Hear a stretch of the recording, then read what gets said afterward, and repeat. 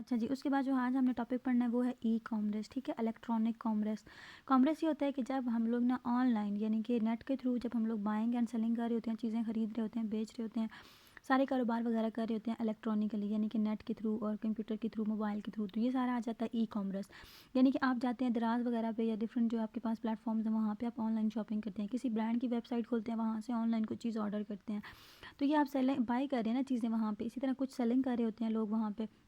तो ये सारा जो बाइंग एंड सेलिंग का प्रोसेस आ जाता है ना, जो हम ऑनलाइन इलेक्ट्रॉनिकली कर रहे होते हैं कंप्यूटर के थ्रू, तो ये आ जाता है हमारे पास ई कॉमर्स। आगे इसके डिफरेंट रोल्स हैं कि इसके थ्रू क्या क्या हो रहा है, ये हमारे पास किस लिए इंपॉर्टेंट है।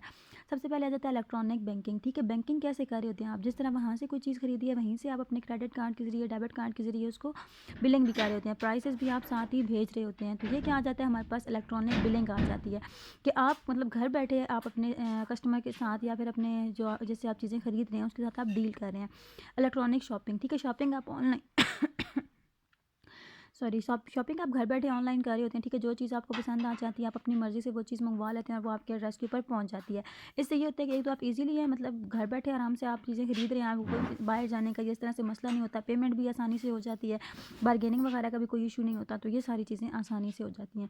कंडक्टिंग ऑक्शंस, ऑक्शंस ये होते हैं जो नीलामी नहीं होती, जो बोली की जाती है कि हाँ जी मैं इस चीज़ के इतने पैसे दूंगा, मैं इतने पैसे दूंगा, एंड देन जिसके सबसे ज़्यादा पैसे जो बोली लगाता है वो उसको खरीद लिया जाता है तो ये होती है ऑप्शंस। तो ई कॉमर्स हमें ये फैसिलिटी भी प्रोवाइड कर रही होती है कि हम इसके थ्रू ऑनलाइन ऑप्शंस कर सकते हैं, ठीक है, कि हम प्राइसेस बता रहे होते हैं कि इतनी प्राइस, इतनी प्राइस, इतनी प्राइस, जो सबसे ज़्यादा पार्टिसिपेट करता है, सबसे ज़्यादा जो पैसे बताता है उसकी चीज़ बिक जाती है, या फिर वो जो सबसे कम पैसे बता रहा होता है उसकी चीज़ बिक जाती है, और जो सबसे ज़्यादा पैसे बता रहा होता है वो चीज़ खरीद लेता है, ठीक है।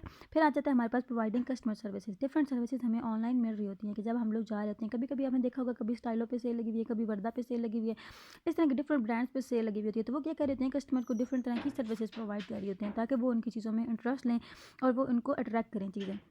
फिर आ जाता है ऑनलाइन ट्रैवल रिजर्वेशन, ठीक है, कि आप रिज़र्व करवा लेते हैं सीट्स जब आपने कहीं जाना होता है। अगर आपने मतलब विज़िट करना है किसी दूसरे कंट्री में, किसी दूसरे शहर में, तो आप ऑनलाइन बुकिंग वगैरह करवा रहे होते हैं अपनी सीट्स की, तो नेट के थ्रू। तो ये आ जाता है ऑनलाइन ट्रैवलिंग रिजर्वेशन। फिर आ जाता है ऑनलाइन ट्रेडिंग, जो आप ट्रेडिंग कर रहे होते हैं, चीज़ें अपनी बेच रहे होते हैं, ठीक है। डिफरेंट शेयर होल्डर्स होते हैं, स्टॉक होल्डर्स होते हैं, जो अपनी चीज़ों को स्टॉक किया होता है उन्होंने और वो उसकी ट्रेडिंग कर रहे होते हैं, बेच रहे होते हैं, तजारत बोलते हैं ट्रेडिंग को, ठीक है। जो ऑनलाइन हम लोग चीज़ें बाय एंड सेल कर रहे होते हैं, ट्रेडिंग कर रहे होते हैं, बेच रहे होते हैं, ठीक है। डिफरेंट तरह के जो ब्रोकर्स होते हैं जो बोलियां लगा रहे होते हैं, वो सारे आपस में कनेक्टेड होते हैं और वो इस तरह से अपनी चीज़ों को बेच रहे होते हैं और उनको ख़रीद रहे होते हैं, ठीक है। ये क्या हो जाता है कि इससे हमें कॉस्ट एक कम पड़ जाती है कि बजाय इसके कि आप अपने मतलब पेपर्स जो हैं वो छपवा के तो आप इधर उधर दें और उसके बाद आप तजारत करें। तो ऑनलाइन में आपको ट्रेडिंग का भी मसला, इसका भी मसला नहीं होता कि आपकी कॉस्ट मतलब ज़्यादा लग रही है, आप पेपर छपवा छपवा के लोगों को भेज रहे हैं।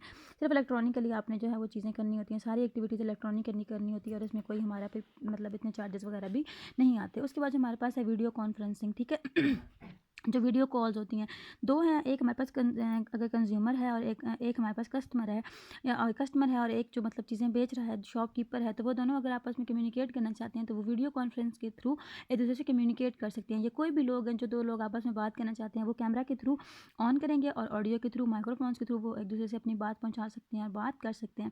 फिर हमारे पास आ जाते हैं डिफरेंट इसकी टाइप्स, बिजनेस टू बिजनेस, ठीक है। जब दो बिजनेसमैन आपस में कम्युनिकेट कर रहे होते हैं तो ये आ जाता है हमारे पास बिजनेस टू बिजनेस, ठीक है। Consist of a sales of good and services to the public, general public, ठीक है, आम पब्लिक जो होती है ना, बिजनेस टू कंज्यूमर, कंज्यूमर है सॉरी, ठीक है। बिजनेस टू बिजनेस में तो ये आ जाएगा जब दो बिजनेसमैन आपस में कर रहे होंगे। बिजनेस टू कंज्यूमर ये आ जाएगा कि तब हमारे पास एक बिजनेसमैन है और वो कंज्यूमर है, उसका बेचने वाला कुछ चीज़ें खरीदने वाला है, वो उसके साथ कम्युनिकेट कर रहा है। और कंज्यूमर टू कंज्यूमर यानी कि दो लोग हैं। अब फॉर एग्जाम्पल मैंने एक वर्दा की शर्ट ली है, मेरी फ्रेंड ने ईडन टॉप से शर्ट ली है, तो हम दोनों एक्सचेंज करना चाह रहे हैं, तो हम दोनों ने वो शर्ट्स आपस में एक्सचेंज कर ली, तो ये आ जाता है हमारे पास कंज्यूमर टू कंज्यूमर।